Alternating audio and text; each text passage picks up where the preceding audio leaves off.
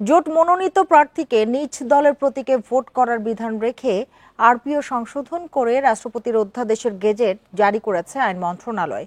সকালে উপদেষ্টা পরিষদের নীতিগত অনুমোদনের পর রাষ্ট্রপতির অধ্যাদেশ জারি ও গেজেট প্রকাশ করা হয়। এ নিয়ে আলোচনা করতে রাজধানীর লালমাটিয়া থেকে আমাদের সাথে যোগ দিয়েছেন নির্বাচন বিশ্লেষক আকম সাইফুল ইসলাম চৌধুরী। জনাব আকম সাইফুল ইসলাম চৌধুরী, আপনাকে স্বাগত জানাচ্ছি ইন্ডিপেন্ডেন্ট টেলিভিশনে। যেটি জানতে চাই যে জোটবদ্ধ দলগুলো কোন প্রতীকে নির্বাচন করবে, এটা কি রাজনৈতিক সিদ্ধান্ত হওয়া উচিত ছিল না? হ্যাঁ, এটা আসলে রাজনৈতিক সিদ্ধান্তই হওয়া উচিত ছিল। এবং সরকারের যেটা মূলত কাজ সেটা হচ্ছে যে একটা স্থিতিবস্থাগুলোকে বজায় রাখা। যে একটা, আপনি ধরেন 54 সালে যে আমাদের নির্বাচন হয়েছিল, যুক্তফ্রন্টের নির্বাচন, সেখানেও আপনার সমস্ত জোটগুলো একটা প্রতীকে নির্বাচন করেছে। এটা ছিল ধারাবাহিকতা। এই ধারাবাহিকতায় যদি এখন ছেদ টানা হয়, এটা ভালো দিকও আছে মন্দ দিকও আছে।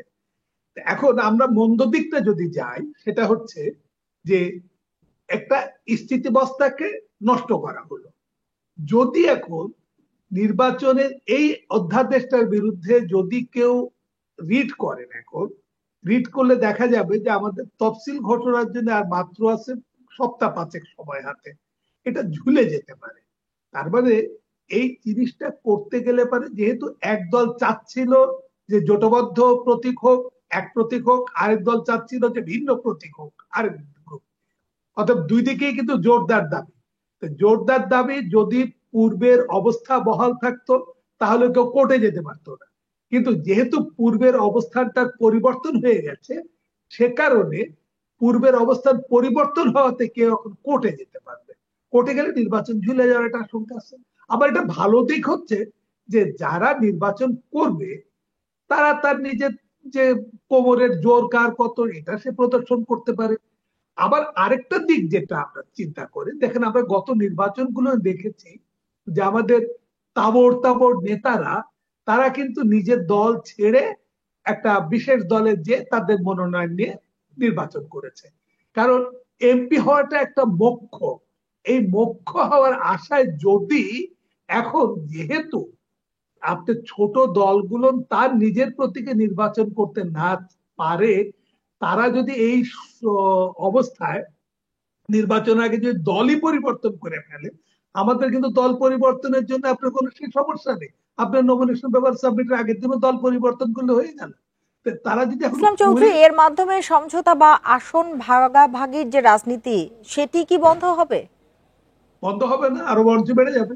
কারণ এখন যেটা হবে যে এখন তো আগে কাউকে দিলে পারে যেটা হতো যে তারা জোটবদ্ধ নির্বাচন, এখন আর জোটবদ্ধ না, তারা দেখা গেল যে বড় একটা দলের সাথে মার্জ হয়ে গেল, তারা বড় দলের মধ্যেই চলে আসলো, আপনার কোনো আর জোট টোট নাই।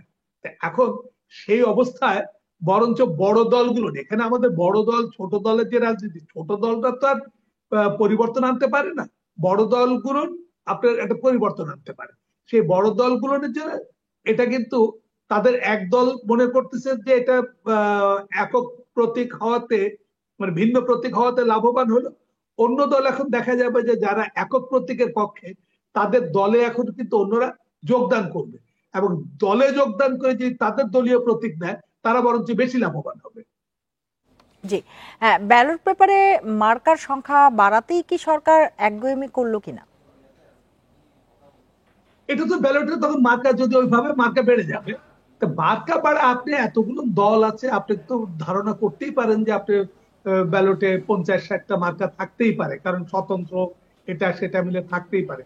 অতএব মার্কা কমানো বাড়ানো নিয়ে এটা বোধহয় এতটা চিন্তা করা, এই ব্যালট বড় ছোট করার জন্য এটা না।